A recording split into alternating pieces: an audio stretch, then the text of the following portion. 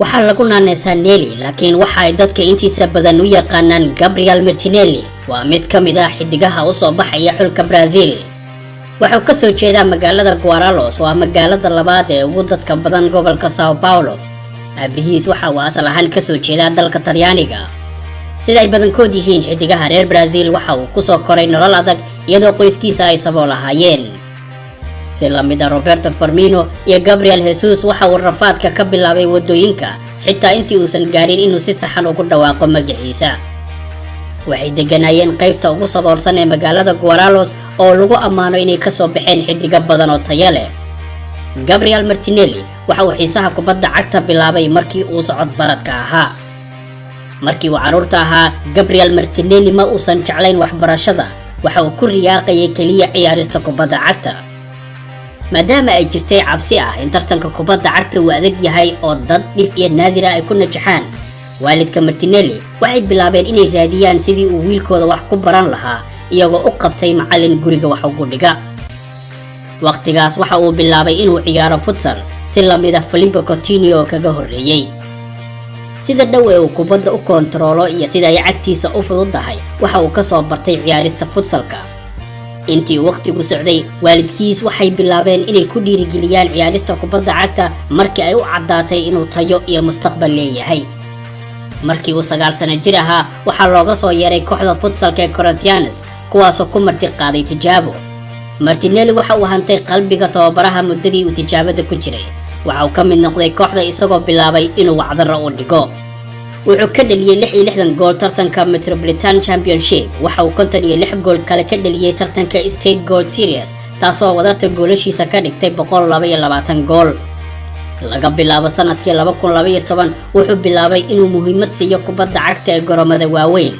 ka hor inta uusan garoon weyn u bedelanin, wuxuu futsalka ka dhaliyay 20 gool, taasoo wadarta ka dhigtay 142 gool.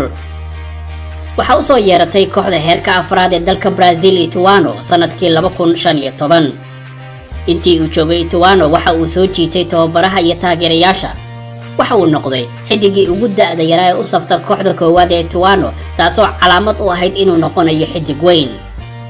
tan iyo kulankiisii ugu horreysay ee Ituano, waxa uu soo jiitay kooxaha ugu waaweyn qaaradda Yurub sida Manchester United, Barcelona iyo Real Madrid.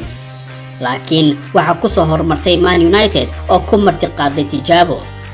Gabriel Martinelli intii uu tijaabada ku jiray, waxa uu ka garab ciyaaray Mason Greenwood. nasiib darro, inkastoo uu wacdaro ka dhigay tijaabada, haddana Manchester United waxay go'aansatay inaysan la wareegin. ka hor inta uusan ka tegin Man United, waxa uu la kulmay xidiga qadka dhexe ee Faransiiska, Paul Pogba. muuqaalkayga ayuu Pogba ka gartay inaan ahay Brazil.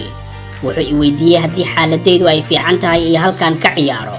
waxaan u sheegay wax walba oo dhacay. kadib waxa uu iga oggolaaday inaan sawir la galo.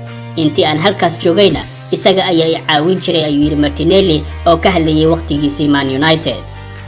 Man United kadib waxaa iyadana tijaabo ku marti qaaday kooxda Barcelona, isagoo tegay akademiga caanka ah ee La Masia.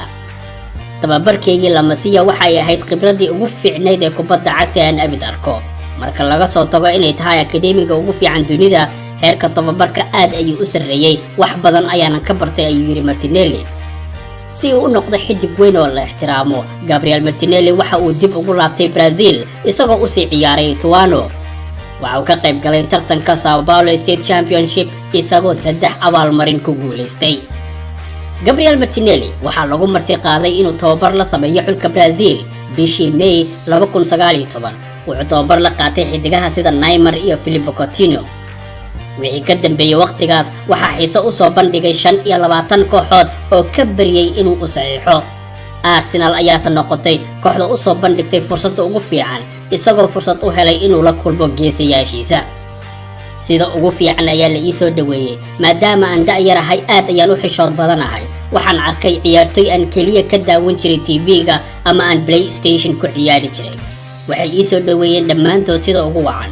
waxaan dareemayaa gurigayga oo kale, ayuu yidhi Martinelli markii uu ku biiray Arsenal. Gabriel Martinelli waqti dheer kuma qaadanin inuu wacdaro u dhigo Gunners. 2 gool ayuu ka dhaliyay Nottingham Forest. kadib goolashiisii Carabao Cup, wuxuu 2 gool kale ka dhaliyay Europa League. isagoo da'yar ayuu il fiican u leeyahay goolka.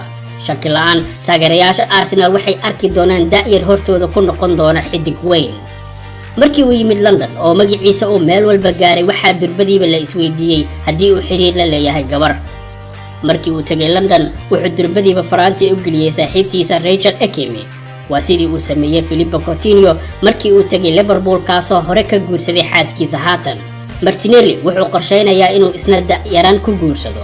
Arsenal waxay gacanta ku haysaa mid ka mid ah xidigaha ugu mustaqbalka fiican Brazil iyo kubadda cagta caalamka. haddii aad ka heshay muuqaalkan like sar, haddii aad ku cusub tahay channelkan subscribe sar, gambaleelkana furo si aad ula socotid muuqaaladeena. Wassalaamu calaykum.